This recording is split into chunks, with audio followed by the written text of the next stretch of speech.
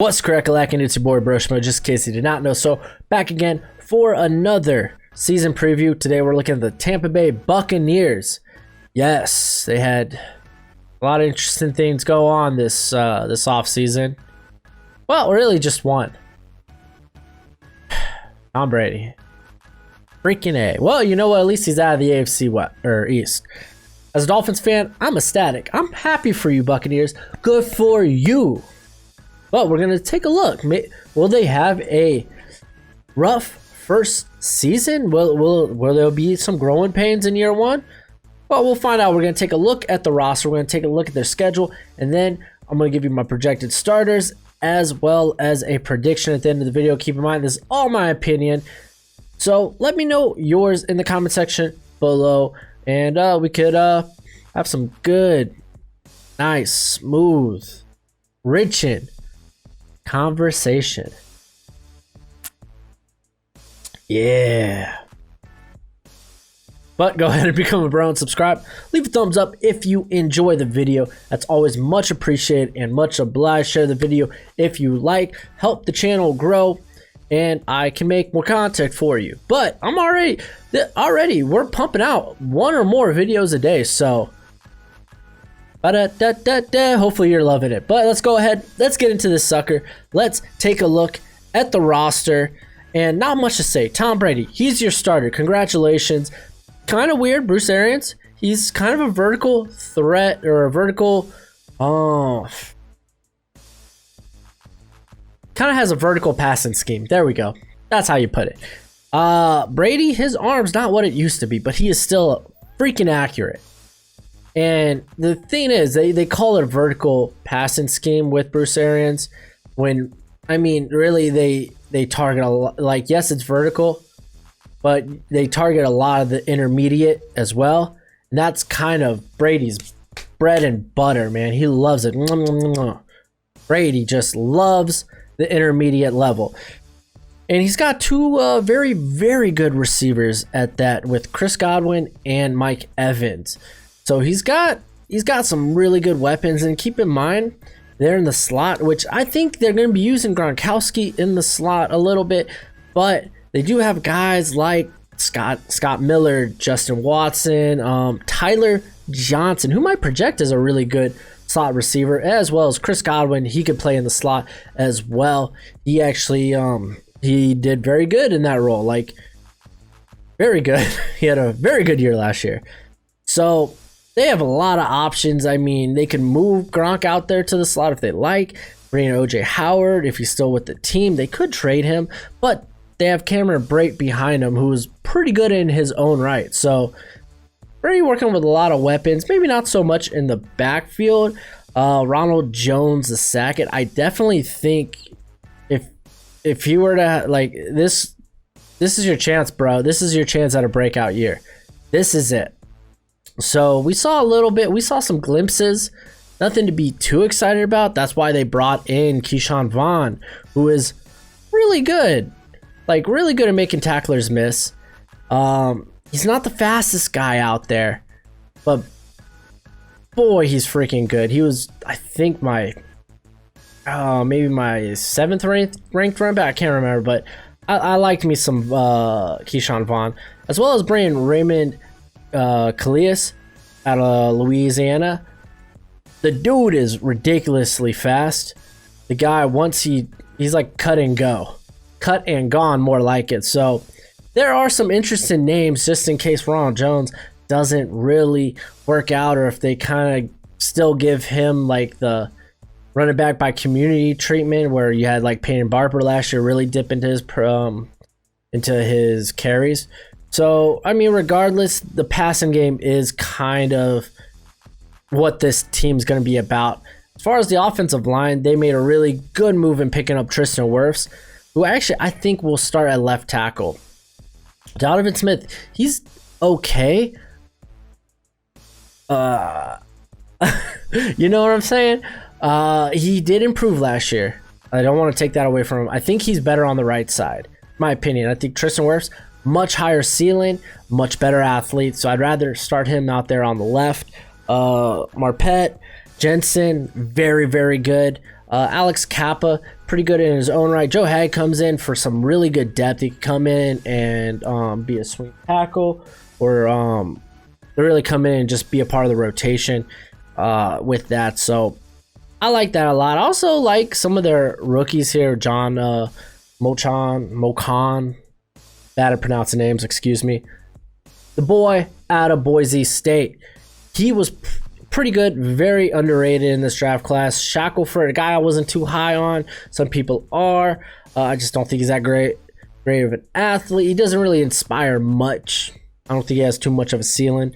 But they got Jensen there. Jensen was like arguably the first or second best center in all of football last year. So the offense looks like they're going to take a monumental step forward next season. So let's go ahead.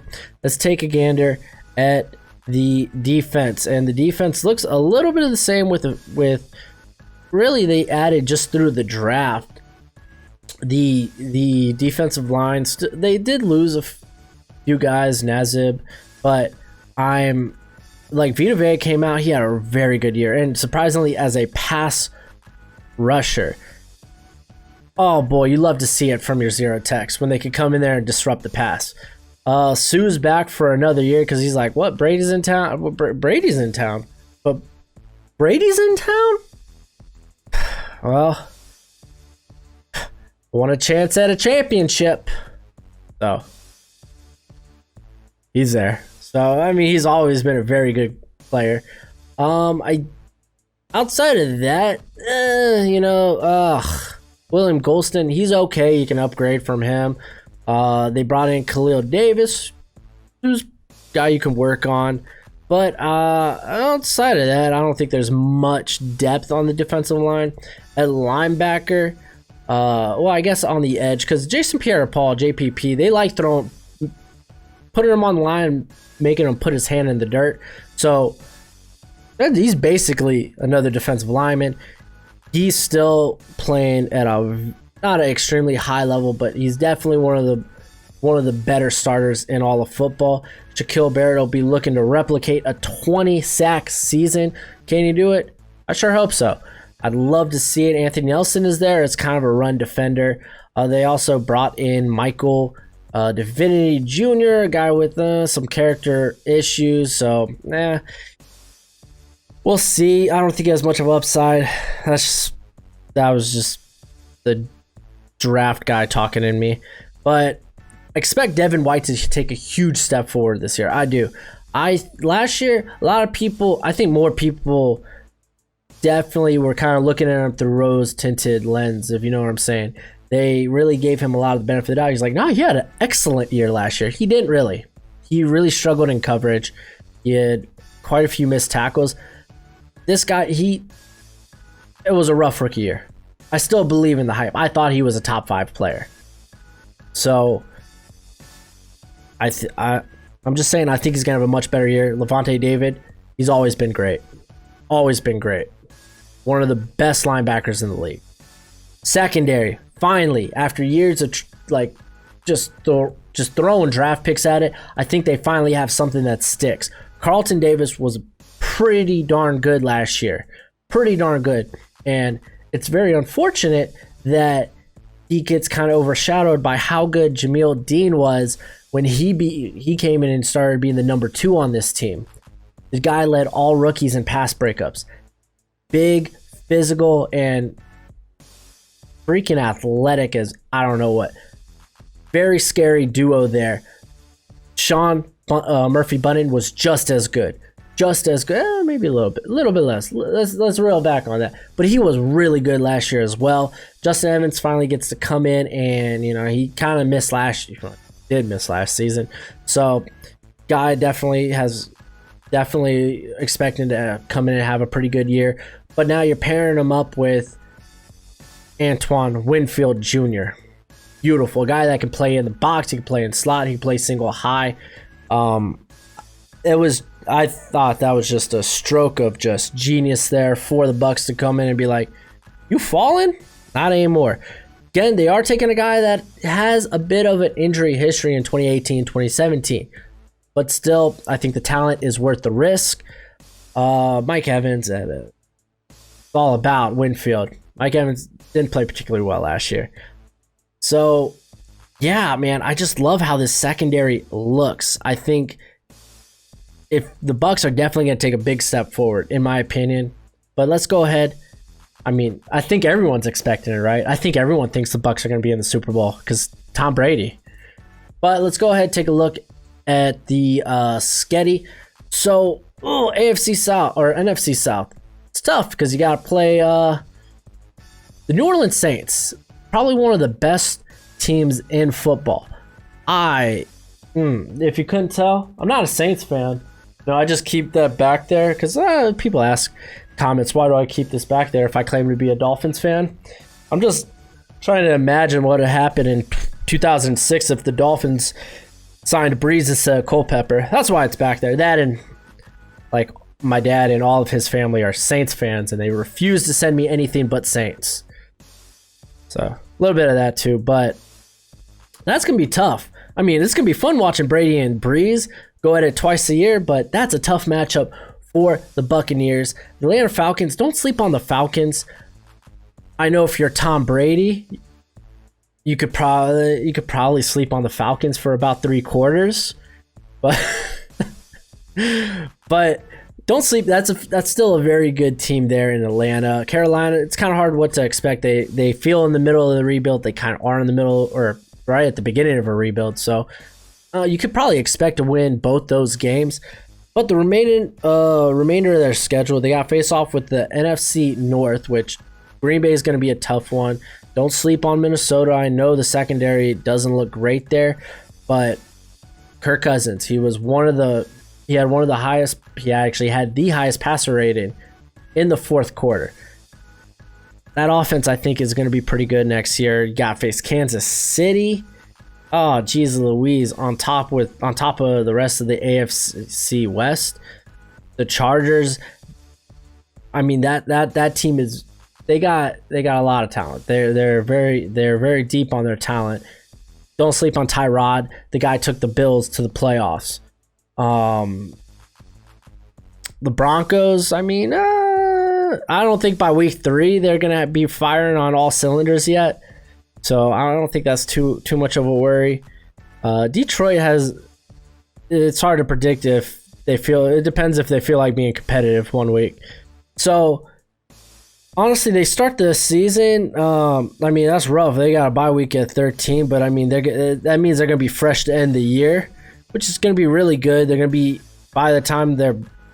I mean, it kind of. I mean.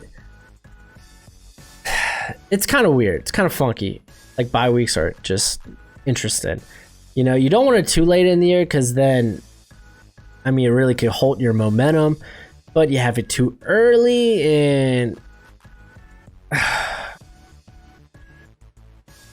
you just never get on the same page. You know, it's interesting. I think this is a bit late, but I mean, it really prepares them for a pretty.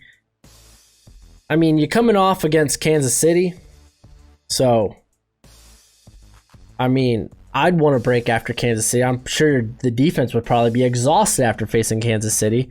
So, that's nice. And then they get to finish with 2 division games with Atlanta in week 15 and week 17. So, I think that really works to their benefit.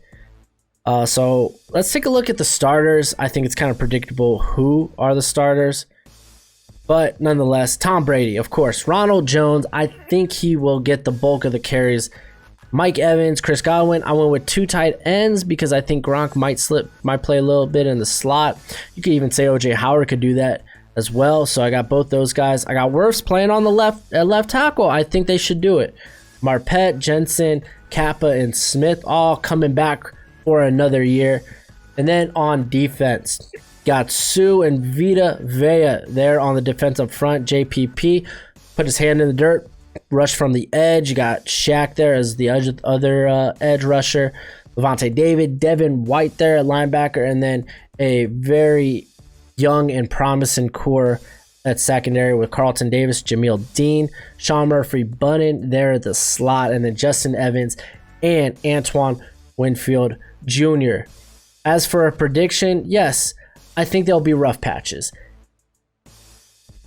But I still think some way, somehow, I ended up going with 11-5.